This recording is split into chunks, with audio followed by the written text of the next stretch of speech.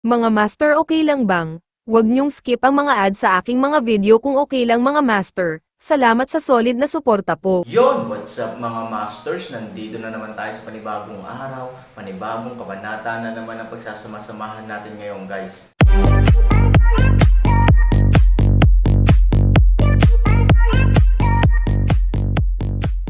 Bali mga masters, kung bago ka pa lang po sa aking YouTube channel, please click the subscribe button, lalong-lalo na po yung notification bell guys, para maging connected pa rin tayo sa isa't isa at maging updated kayo sa mga susunod ko pang video. Bali mga masters, bago natin umpisahan ng kwento ay mag-shoutout po muna tayo para sa mga solid nating tagapakinig. Shoutout kay Rompino JR at shoutout kay Fernando Jimeno. Yun na nga mga masters, no? Bali hindi na ito patagalin. In 3, 2, 1, let's go! Sa isang mapurol na putok at malakas na suntok mula sa kanyang ibabang bahagi ng tiyan, ang kanyang buong katawan ay naging zinjing sa sandaling iyon, naging mas magaan, at pagkatapos ay lumipad ng mabilis sa kanyang likuran. Nang magalis ang katawan ni Yeshijon at gumuhit ng perpektong parabola, na may malakas na putok, nahulog ng husto si Yeshijon sa itim na hangin daan-daang metro ang layo. Sa itim na hangin, hindi sinubukan ni Mingyu na maglabas ng itim na hangin para salubungin, ngunit si Han Sanchen ay gumawa ng maitim na lakas at biglang bumaril. Gusto man niyang makipagkita, napakalayo nito para mahuli si Yeshijon nang dumating ang enerhiya. Hindi naman sumigaw si Yeshijon pero ang buong lalaki ay nakahandusay sa lupa na nakadilat ang mga mata. Siya ay nahulog ng kaunti uto, at ang sakit ay halos hindi tumutugon. Umalis ka na. Bilang karagdagan sa itim na chi, galit na sumigaw si Hansani. Biglang lumabas ang avatar sa labas ng katawan niya. Ang 8 gininto ang katawan ay parang pader, at direktang sumalakay sa 30 bakal na kabalyerya sa lugar. Mahigpit, itinaas ni Han Sanchen ang Jade Sword sa kanyang kaliwang kamay. Biglang kumislap ang dilaw na ilaw sa kanyang kamay. Tapos nilagyan niya ng Jade Sword at nag-backhanded. Brush brush, 30 ulo, tulad ng 30 pakwan, ang nahulog sa tunog. Isang segundo bago, ang 30 Death Cavalry ay makapangyarihan at dominanti pa rin, ngunit sa sumunod na segundo sila ay naging 30 walang ulong bangkay. Boom! Ang itim na gas ay sumabog at nagkalat kasabay ng hangin. Kapag nagkalat ang itim na gas, walang mga bakal na kabalyerya sa eksena, ngunit wala nang natitirang balahibo ng manok. Sa pagkawala ng bakal na kabalyerya ni Han Sanchen, ang pangkat ng bakal na kabalyerya na kumukubkob kay Ningning Yu ay biglang pinaikot ang kanilang mga kabayo at nagmamadaling pumunta sa itim na bilog. Kapag nakikita ito, hindi magiging malambot ang puso ni Ningyu. Mabilis siyang bumangon at naabutan siya. Gamit ang isang espada, pinutol niya ang isang bakal na kabalyero. Ngunit ang ikinagulat niya ay ang kanyang espada ay malinaw na nakatutok sa ulo ng mga kabalyerya, ngunit sa katunayan, ang talon ay nasa kanyang balikat. Sa tunog ng banging ng banggaan sa pagitan ng armor at ng talam, ang potensyal na ito ay madaling malutas sa isang kinakailangang hiwa. Sa kabaligtaran, si Aaron ang lumipad at tinamaan ng Jade Sword. Ang 2 bakal na kabalyerya ay napatay sa pamamagitan ng espada sa lugar. May mali ba dito? Tiningnan ni Ningyu ang mahabang espada sa kanyang kamay at talagang naguguluhan. Gayunpaman, nang siya ay naguguluhan, ang iba pang mga bakal na kabalyerya na hindi pa napatay ay sumugod pabalik sa itim na hangin at nawala. Gustong umakyat ni Ningyu, ngunit pinigilan siya ni Han Sanyi, ang itim na gas ay kumakalat ng 10-10 kilometro. Kakaiba ito. Huwag magmadali. Tumanggaw si Ningyu at maingat na tumayo sa likod ni Han Sanchen. Ito. Sa itim na hangin, bagamat ang sitwasyon sa loob ay hindi nakikita mula sa labas, kitang-kita na si Zuyan-Shua ay nalilito na, balisa, galit at inis. Elder Shenlong, ang Death Cavalry ay sinira ni Han Sanchen. Ano ang dapat nating gawin? Kumunat ang noo ni Mingyu. Bagamat matapang ang Death Cavalry, hindi niya akalain na mapapatay niya si Han Sanchen sa pamamagitan ng pag-asa sa mga bagay na ito.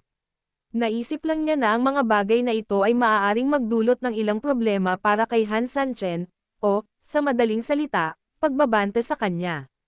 Gayunpaman, hindi niya akalain na hindi lang siya nagdulot ng anumang problema sa kanya, ngunit pinahintulutan niya si Han Sanchen na samantalahin ang pagkakataong ito at mahigpit na binyantaan sila. Ano ba ang kinakatakutan mo? Hindi nasisiyahang tumingin si Mingyu kay Zuyanshua, may 200,000 tropa na nakatayo sa likod mo.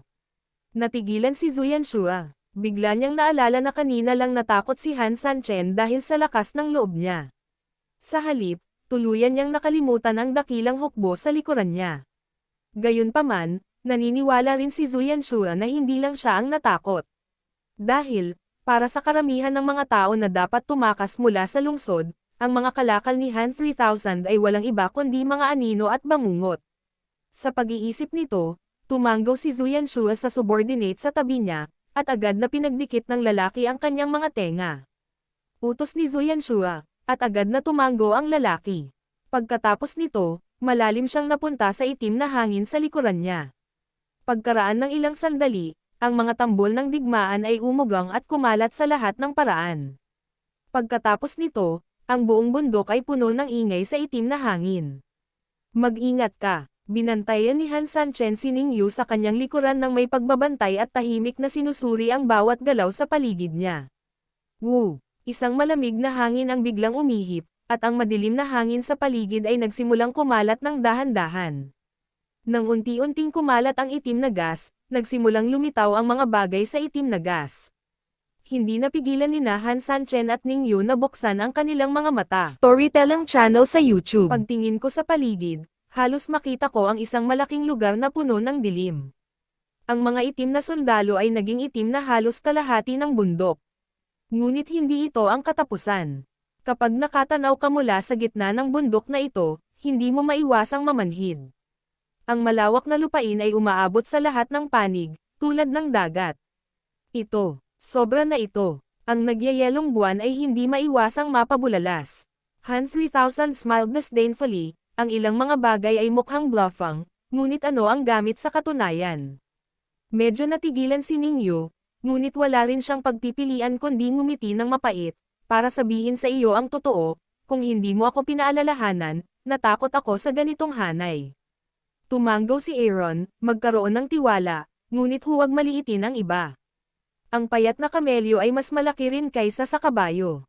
Higit pa rito, ang ating kamelyo sa pagkakataong ito ay mas malaki kaysa sa karaniwang kamelyo. Fuck you, Han 3000. Ilang saglit pa, isang galit na boses ang dumating. Sa tulong ng ilang tao, dahan-daang bumalik si Yeshijun. Siya ay galit na galit, siya ay labis na inapi, at siya ang kanyang ina.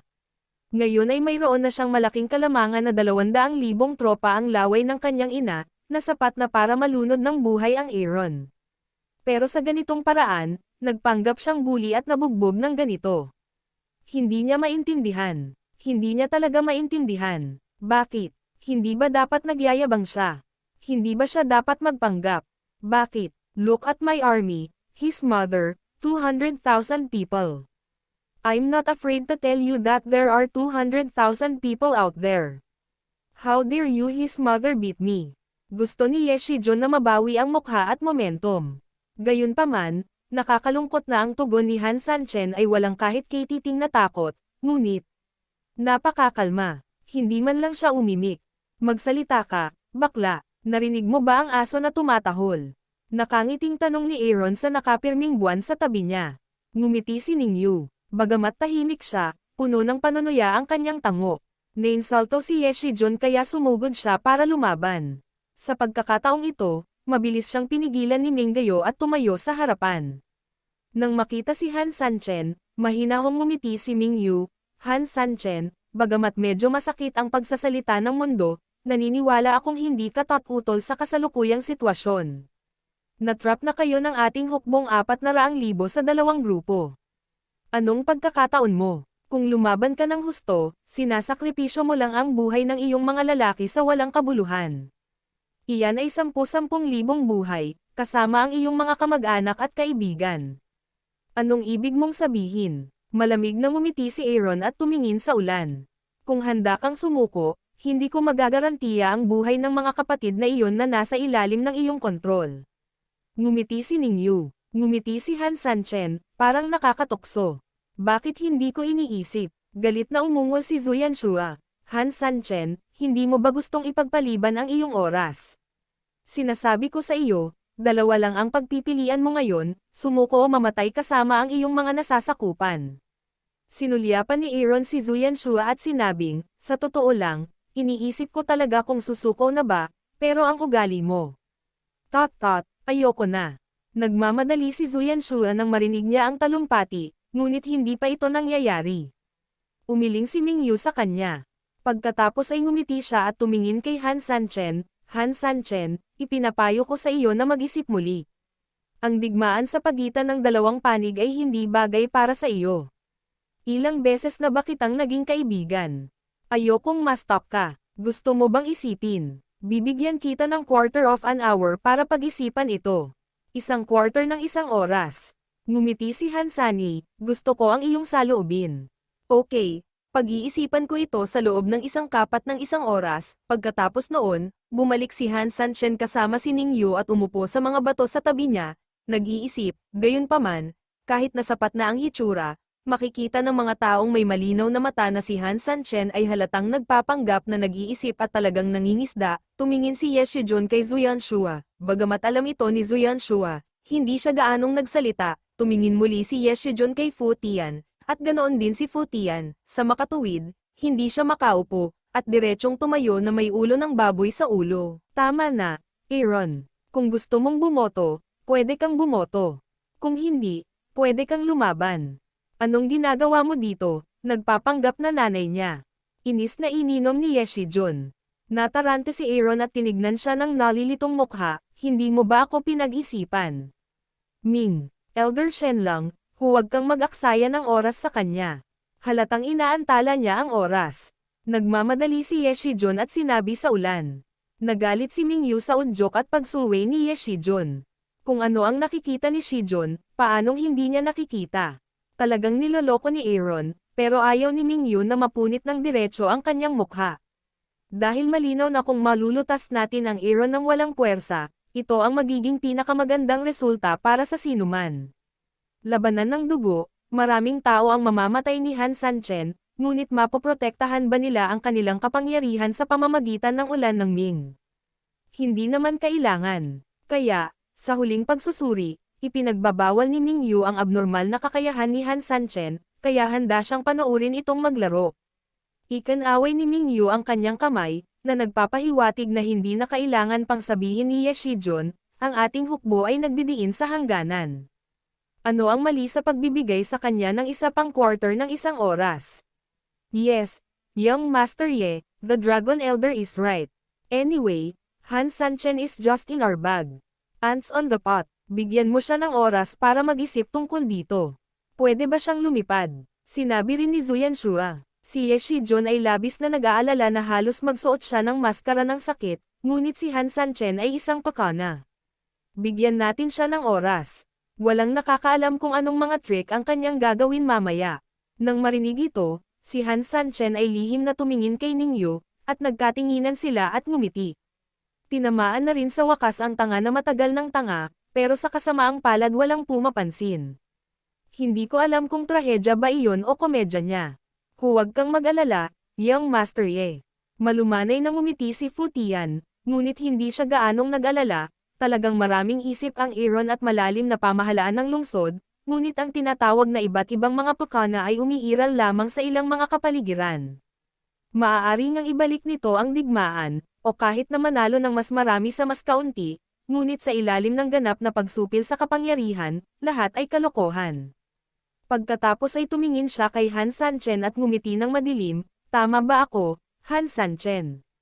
Ang mga salitang ito, halos hindi na kailangang sabihin, ay tila nagbibigay aliw kay Ye Shijun, ngunit sa katunayan, sila ay nagpapatunog ng alarma para sa Aaron, na nilayo na sabihin sa Aaron na huwag maglaro sa oras na ito. Walang kwentang trabaho ang lahat, pero trabaho lang ng apprentice. Si Patriarch Fu ay hindi lamang pinuno ng isang malaking pamilya, kundi pati na rin ang matandang Jiang Ho. Ang kanyang pagsusuri ay malinaw at makatwiran. Si Han 3,000 ay tumanggo at sumagot, walang sinabing mali ang Patriarch Fu. Ngayong nahusgahan na ang mataas na hukuman, paano ako mag-iisip ng mabuti? Oy, iniisip ko lang kung ano ang dapat kong gawin pagkatapos kong sumuko. Total, Ang ipinangako ng matanda ng dragon ay tiyakin ang kaligtasan ng mga nasasakupan ko. Ako, napabuntong hininga na sabi ni Aaron. Ngunit ang mahihirap na kasanayan sa pag-arte ay talagang hindi nakakabigay puri. I don't care what you do, but I can guarantee that I will plead for you. Sumagot ang madilim na ulan. Ngumiti si Hansani, nakiusap si Elder Shenlong para sa akin. Mukhang hindi ko na kailangang mamatay. Tumingin si Ningyu kay Aaron at sinabing, mukhang hindi mo gagawin, basta handa kang sumunod. Then ang pagsuko ay talagang maisasaalang-alang. Bumagsak ang mga salita ni Han Sanchen, then, this time sumimangot talaga siya at parang nag-iisip ng seryoso. Nang makita ito, sa wakas ay nagpakawala ng hininga si Mingyu at ang iba pa. Sa ngayon kasi, parang may epekto ang mga nauna nilang salita. Ilang sandali pa, itinaas ni Han Sanchen ang kanyang ulo mula sa kanyang pagmumuni-muni. Malapit na ang oras, sumulyap si Mingyu kay Zuyanshua. Ang kanyang intuisyon ay nagsasabi sa kanya na tila wala pang kalahati ng isang kapat ng isang oras ang lumipas. Tumango si Zuyanshua at kinumpirma na tama ang hula ni Mingyu. Sa oras na ito, siya ay nagtanong, isang quarter ng isang oras ang lumipas, sigurado ka bang oras na, panahon na? Ngunit hindi pa oras para isipin ko iyon, oras na para, ngumiti si Han Sanksha, panahon na para mahuli ang isang nalulunod na aso. Yun na nga mga masters, no? Bali panibagong kabanata na naman yung natapos natin ngayong gabi. Muli, maraming salamat po talaga sa walang sawang suporta po sa aking YouTube channel na talagang inaabangan nyo po ang bawat upload ko po. Bali mga masters, magkita-kita ulit po tayo bukas ng gabi at ngayon po ay magpapaalam po muna tayo. Bali mga masters, bye-bye!